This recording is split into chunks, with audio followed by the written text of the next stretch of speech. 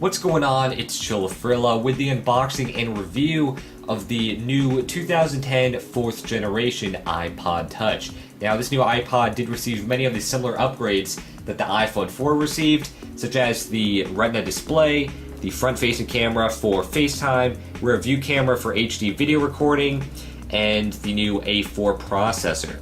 And you get it all in a much more slim and thinner design. We can peel this off here.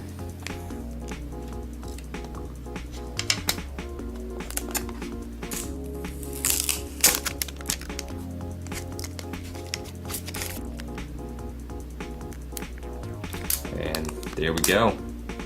This looks very, very nice and very thin. So we can put that off for a moment here. Also in the packaging, we have fingertips. Also in the box, we have the Apple earbuds and the data transfer cable. So that seems to be everything here. Alright, so I've had a good amount of time to play around with the new iPod Touch, and I think this is definitely a fantastic upgrade compared to the previous generation. You do get many of the features found on the iPhone 4, including the all-new 960 by 640 resolution Retina display, and this really makes anything you're viewing, whether that be apps, movies, or simply navigating through the interface, it just makes everything look very crisp and easy on the eyes, as you cannot spot any pixels on the screen itself. On top of the display, you do have your front-facing camera for both FaceTime or video calling.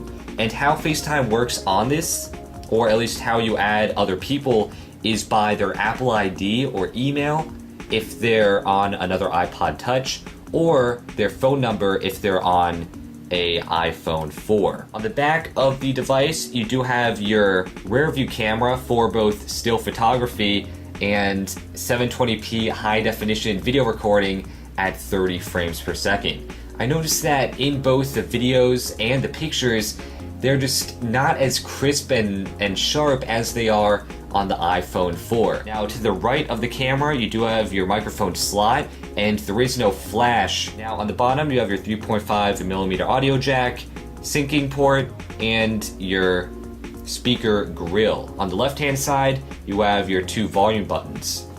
And other than that, that's basically all on the exterior. They did slim up the new Touch, very much so. As you can see, compared to the iPhone 4, this thing is razor thin. In your hand, this device does feel awesome. The build quality is very good, especially on the aluminum back, even though it does attract a crazy amount of fingerprints. Now, enough talking about the externals. They did actually upgrade a few internal parts as well. They added the new Apple A4 chip, which is the same processor found in both the iPhone 4 and the iPad. And the A4 processor does really make everything feel a lot more snappier, whether you're loading up applications or rendering web pages. It just makes everything go a lot smoother.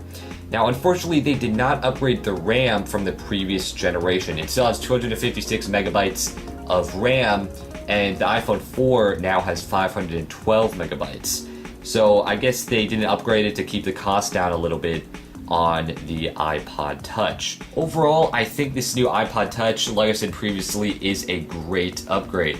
If you cannot obtain a iPhone 4 for whatever reason, if you can't afford it, if you're not on AT&T, the iPod Touch 4th generation is a fantastic alternative, as you're really getting almost all of the features for a cheaper price, without contract, that is. For its current price of $229, I think this is probably the best portable media player and even portable gaming device out on the market today, next to the iPhone, that is. If you're in the market for a new MP3 player or iPod, I would have no hesitation in recommending you the 4th generation iPod Touch.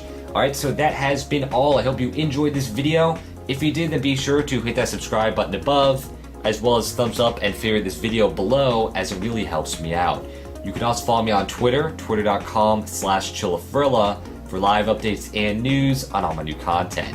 Again, thank you for watching, and till my next video, I'll catch you guys later. See you next time.